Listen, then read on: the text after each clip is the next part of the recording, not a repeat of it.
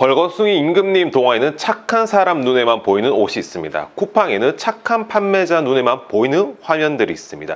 이 화면을 이용하고 나서부터 쿠팡 매출이 비약적으로 늘기 시작했고 월 매출 4억 원대에서 5억 원대로 진입하게 되었습니다. 착한 판매자에게만 보이는 화면, 지금 바로 설명드릴게요. 이 중요한 정보 놓치지 않으시려면 구독, 좋아요, 알람 부탁드립니다.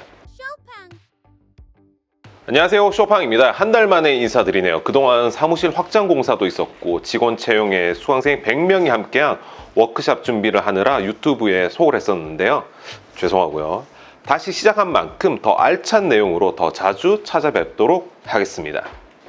오늘 주제는 쿠팡의 착한 판매자 장려 제도입니다. 착한 판매자는 뭘까요? 당연히 쿠팡 입장에서 착한 판매자는 매출이 높고 잘 파는 판매자죠. 현재 쿠팡은 여러 가지 실험들을 동시에 진행하고 있습니다.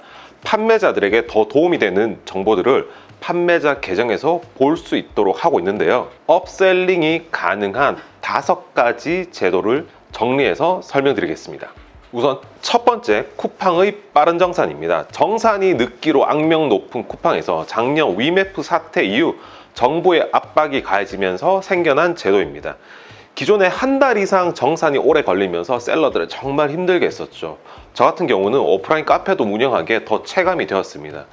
오프라인은 손님들이 카드 결제하고 나면 그 다음날 돈이 들어오거든요. 근데 온라인은 한 달씩 걸려서 처음에는 돈 버는 게 맞나 싶은 생각까지 들었어요. 그래서 많은 셀러분들이 올라나 KB셀러론 같은 고금리 선정산 서비스를 활용했었죠. 그런데 최근 쿠팡 자체에서 빠른 정산이 생겼습니다. 모든 셀러들에게 제공되는 건 아니고요. 월 평균 매출 한 2천만 원 정도 달성한 셀러들에게 순차적으로 제공하고 있습니다. 아니, 내가 받아야 될 돈 받는 건데 수수료를 내고 받아야 해?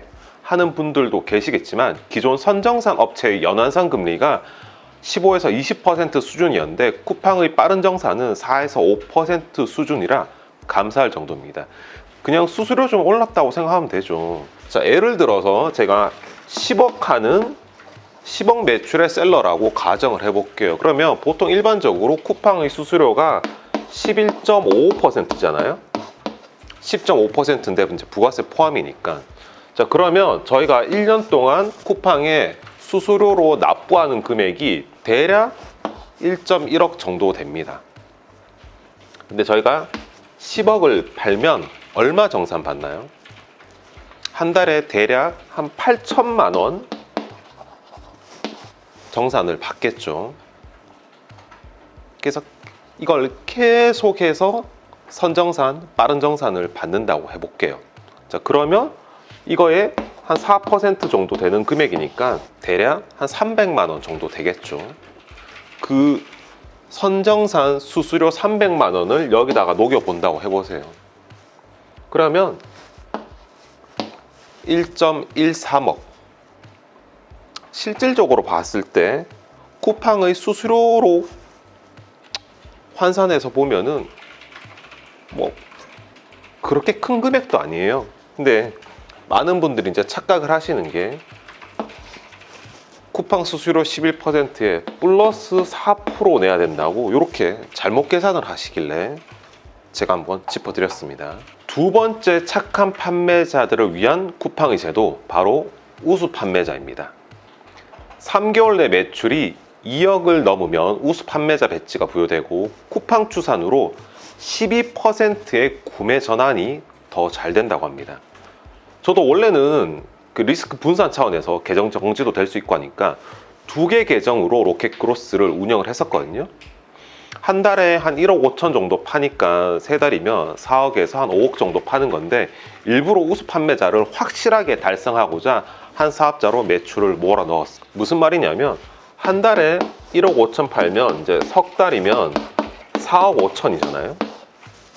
근데 얘를 2개 계정으로서 나눠서 한다고 했을 때 딱 뭐 2.25억, 2.25억 이렇게 되는 게 아니고 왔다 갔다 하다 보면 여기는 뭐 예를 들어서 2억 5천이고 여기는 뭐 1억 9천 이렇게 되면은 여기는 우수 판매자 배지를 못 얻는 거잖아요. 그래서 지금은 의도적으로 확실하게 한 곳으로 몰고 있습니다. 이제 우수 판매자 배지가 없어도 잘 팔릴 만한 애들을 이런 쪽으로 옮기고 있고. 자, 세 번째 제도는 지난번 2025년 쇼핑몰 창업 이 영상으로 준비하세요에서 설명드린 쿠팡의 인기 상품 검색입니다. 이 영상 보시면 됩니다. 쿠팡에서 잘 팔리는 상품을 손바닥 보듯이 볼 수 있다는 점에서 정말 사기 같은 페이지인데요. 저도 이거 덕분에 많은 아이디어와 영감을 얻었습니다. 그동안 매번 똑같은 방식으로만 사고를 하다가 새로운 브랜드, 새로운 상품에 눈을 뜬 계기가 되었습니다. 궁금하신 분들은 이전 영상 한번 보세요. 자, 네 번째, 쿠팡의 착한 판매자들을 위한 제도, 가장 최근에 생긴 비즈니스 인사이트입니다. 이 영상을 보시는 많은 쿠팡 셀러분들에게 판매 통계나 판매 분석이라는 탭으로 보이실 텐데요. 일정 수준의 매출이 높은 셀러에게는 비즈니스 인사이트라는 탭으로 보여집니다. 저는 그동안 항상 궁금했던 게 내 상품을 구매한 사람은 어떤 경로로 유입되었을까였어요. 무슨 키워드로 검색을 했을까? 어떤 상품들을 비교하다가 내 상품을 선택했을까? 정말 구매자의 구매 결정까지 왔던 길이 너무 궁금했거든요. 근데 비즈니스 인사이트의 유입 경로 분석을 보면서 내 상품을 구매한 사람의 구매 전환율이나 검색 키워드를 확인 가능합니다. 구매 전환율이랑 검색 키워드 알면 뭐 할 건데 하시죠.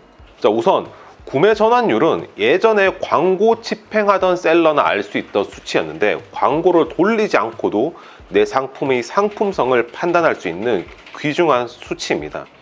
자, 평균 대비 구매 전환율이 낮다면 나의 상세 페이지나 가격 등 소비자 선택에 영향을 미치는 변수들에 문제가 있다는 거겠죠. 자, 고객들을 진입하게 만들었던 키워드를 알 수 있으니 미처 내가 생각하지 못했던 단어가 보인다면 상품명이나 검색어에 반영할 수도 있겠죠. 그리고 검색 키워드를 알 수 있다는 건 고객들을 진입하게 만들었던 키워드를 알 수 있는 거니까 미처 내가 생각하지 못했던 단어가 보인다면 상품명이나 검색어에 반영할 수 있겠죠. 그러면 매출이 더 훨씬 잘 늘어나겠죠. 그래서 보통 이런 일련의 과정들을 퍼널이라고 하죠.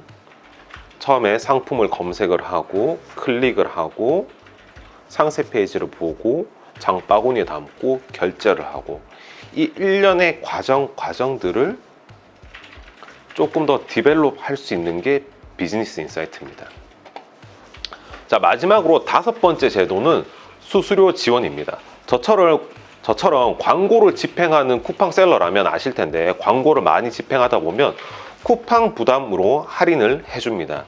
할인 금액은 쿠팡이 부담하고요. 제 마진은 그대로 유지되면서 고객에게는 훨씬 저렴한 가격으로 보이니 너무도 당연하게 매출이 늘어나겠죠. 그래, 너 많이 팔아서 좋겠다. 쿠팡도 네이버처럼 고인물판이 되어 가는구나 라고 생각하실 거예요. 나는 초보라 정산도 느리고 많은 데이터도 얻지 못하고 쿠팡도 역시 더러운 세상. 근데 여러분, 그게 아닙니다.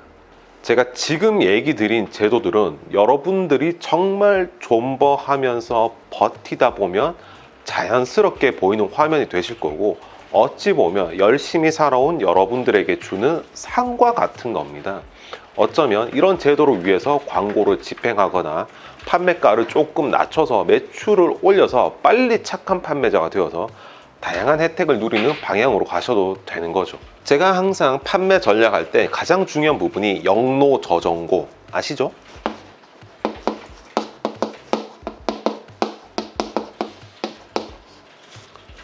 영노 저정고 마진이라는 거죠. 처음에 초보니까 가격이라도 낮아야지 잘 팔린다는 거예요. 마켓 지수가 좋지 않으니까. 그러면서 점점 가격을 올려가면서 내 자리를 잡는 거죠. 저도 어느덧 커피만 팔던 사람이 온라인으로 입문한 지 2년이 되었습니다. 돌이켜보면 특별한 재능이 있어서라기보다 한 우물만 파서 그나마 이 정도 자리에 온 것 같습니다. 그렇다고 제가 달인이나 장인까지는 아니잖아요. 2년이라는 시간이 어떻게 보면 짧은 시간인데, 그 시간 동안 월 매출 5억까지 달성하는 게 온라인이니까 가능한 일이지 않나 싶습니다.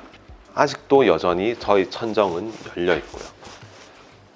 자, 그래서 오늘의 결론, 존버하자. 쇼팡이었습니다.